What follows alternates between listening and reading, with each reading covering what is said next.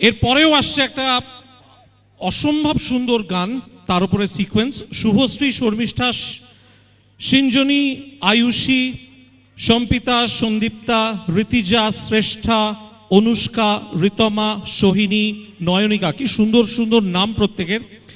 এবং এটাও একটা ওই 60-এর দশকের ছবির গান। ছবি মহানায়ক উত্তম কুমারের, চিরদিনের ছিল সিনেমার নাম।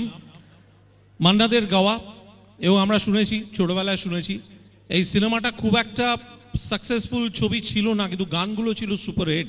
এবং আমারটা ভালো লাগছে ভাবতে, এরাও তো ফুলেরই মতন, লাল নীল সবুজের মেলা গান। এবং তার সঙ্গে এই মুহূর্তে যারা মঞ্চে আসছে তাদের জন্য একটা জোরে হাততালি।